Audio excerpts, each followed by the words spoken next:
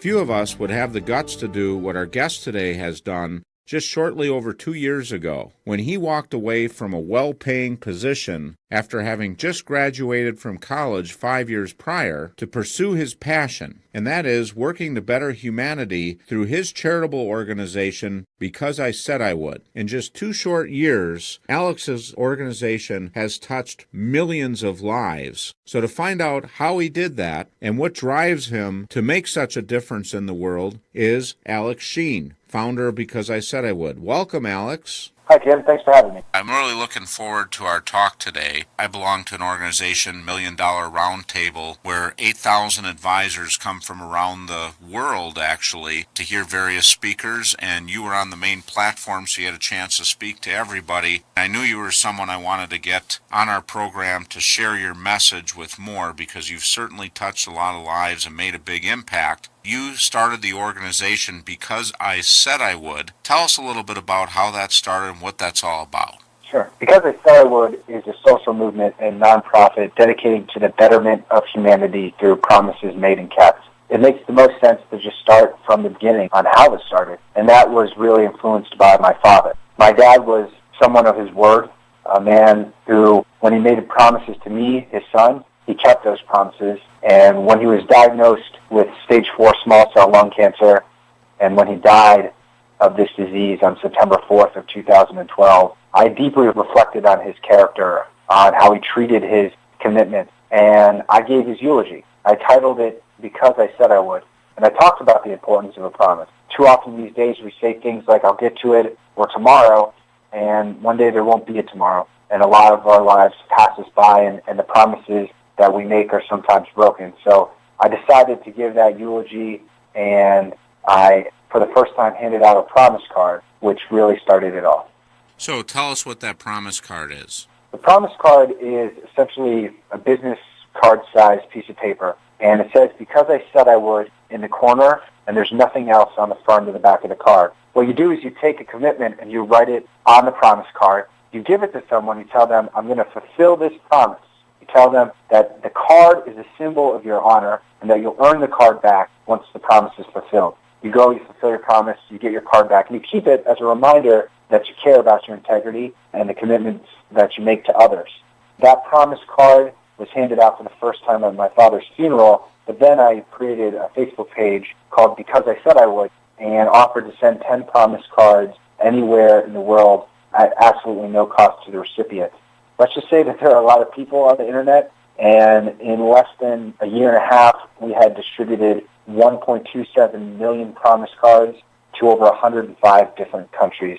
People use these cards for a variety of commitments in their lives. It could be a little kid just committing to clean their room, or it could be someone promising to donate blood. And then when we look at the deeper commitments in our lives as we face the challenges and adversities that find their way into our lives, we have some people with post-traumatic stress disorder write things like, I will not kill myself, and people make promises in memory of those they have lost to disease and violence. It really is a very wide-ranging thing. That's the promise card. That's powerful, and I think you're going to put the round tuit out of business. I don't know if you ever saw those round tuits. It's like a round poker chip that says tuit. It was almost kind of funny because you'd hand these things out and say, yeah, now you've gotten yourself the round tuit, so now you can go forward. But so you might end up putting them out of business, because I find when you put something down in writing, it really changes your mindset to be accountable, especially in today's fast-paced worlds where a lot of people just seem to blow things off. And I really think you're onto something, Alex. I think this is awesome. So you quit a full-time job to pursue Because I Said I Would. That's really taking a leap of faith in humanity to believe that this would continue on and be able to make a living doing what you're doing. So talk a little bit about that and how you're able to walk away from work and pursue this passion that's going to be so impactful. Sure. I was a corporate strategy lead at a large enterprise software company that was ranked by Fortune 100's best places to work. And I was the youngest manager at the entire enterprise, or this entire company. And so it was very difficult for me to walk away from financial success. My father had tried to build a life in America for me and my brother, and he did a good job of that, getting us a solid education. But I decided that I was going to quit my job really what pushed me over the edge in this decision was a letter that was dropped to my desk anonymously. It was from a stranger. I had no idea who it was from. It was actually at work, and it talked about this person's struggle with depression. They didn't think life was worth living, and they almost committed suicide. In this letter, they said that the promise card had given them strength, that they found purpose, that they should be alive. They said that they might not be around if it wasn't for this card. I went to my boss's office with this letter to resign from my job to pursue a life of philanthropy, and it turned out that the letter was actually from my boss's daughter. She had snuck into work and dropped off this letter to inter-office mail.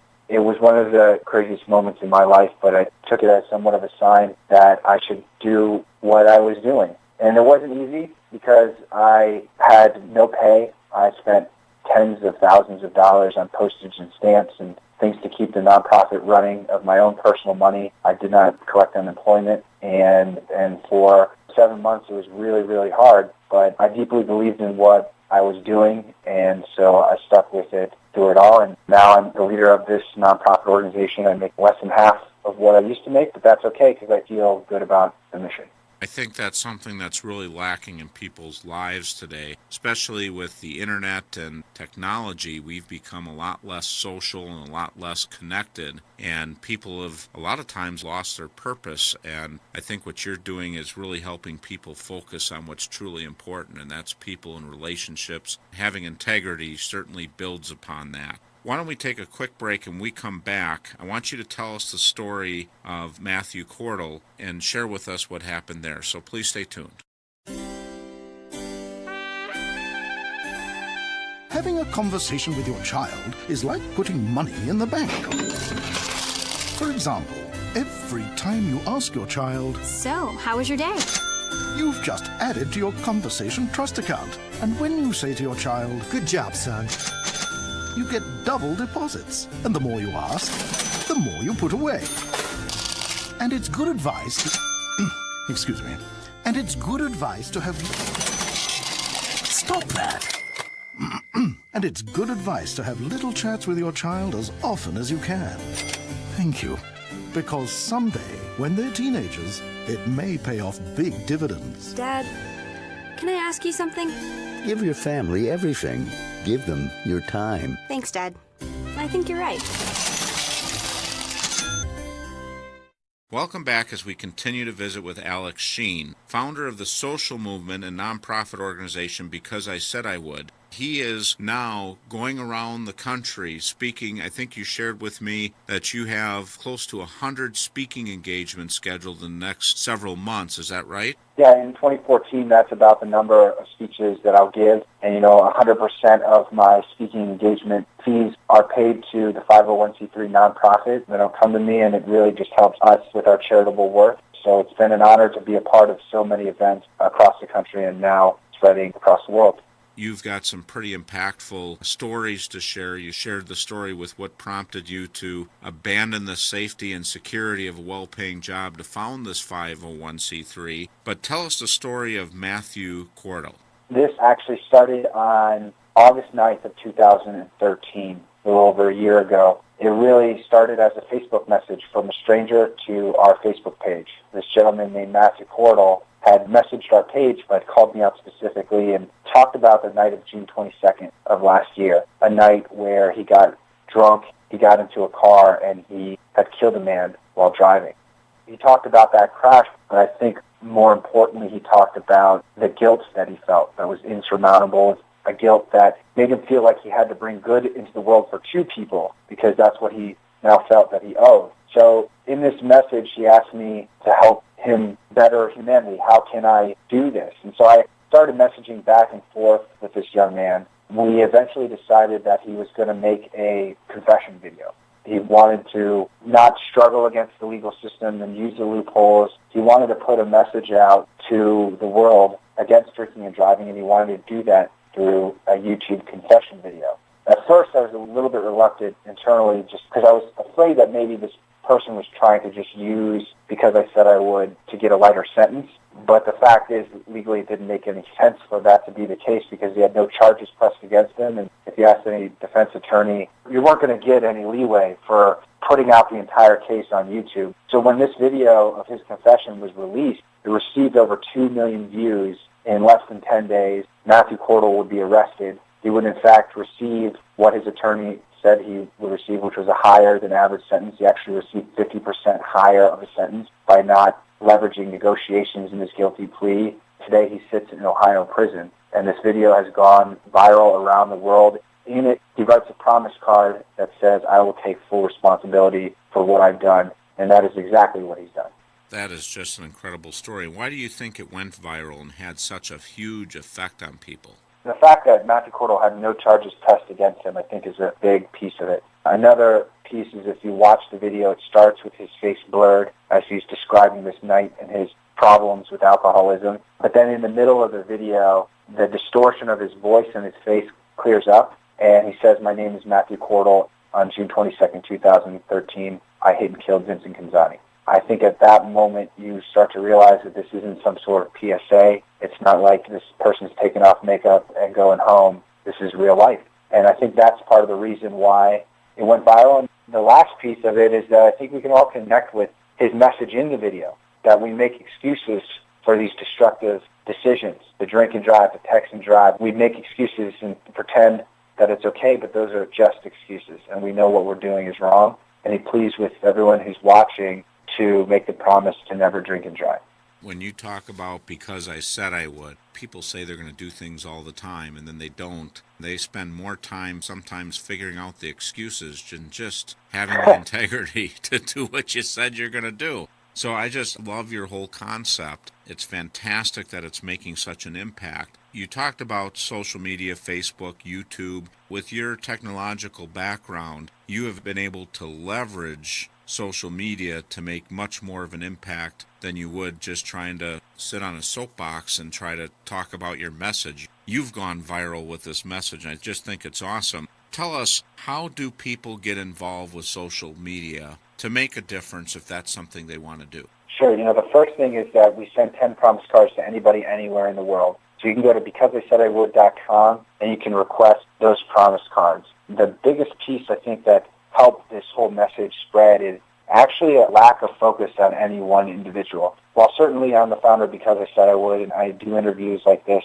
and everything, really this social movement isn't about me. I'll go so far as to say it's not even about my father. It's about you, Jim. It's about every listener that's hearing my voice now. It's about the promises we make as individuals that change this world. And so with social media, what we really share is the supporters' promises, that people write promise cards, they go to Facebook and post it to our Facebook page. They go to Twitter and they tag us, or they tag hashtag Because I Said I Would, and they share their commitments as a symbol that they respect the honor of keeping your word. And it's because of social media, and it's because people have taken it on themselves to make promises to better humanity. That's really the only reason why this is spread. I certainly can make my big commitments like walking across the entire state of Ohio or sending 100 kids to Disneyland who have cancer, but those splashes are never really going to become a social movement. The only thing that makes a social movement is everyone. And so I encourage your listeners to check us out at facebook.com/BecauseIsaidIwould, or just check out our website, BecauseIsaidIwould.com,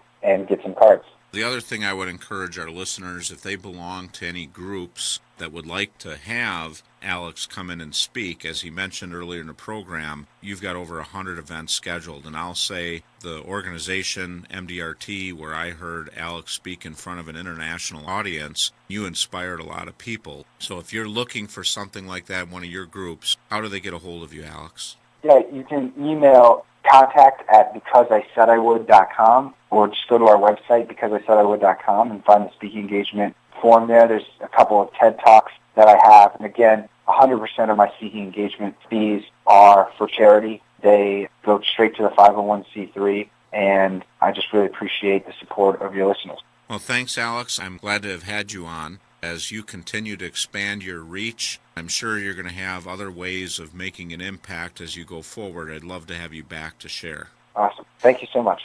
Thanks for joining us this week, and tune in again next week as we explore another phase of the Real Wealth process. And remember, if anything you heard in today's show you'd like to get more information about, contact your Real Wealth advisor. Also, if you feel that any of this information would be helpful to a friend or family member, just click the Forward to a Friend button.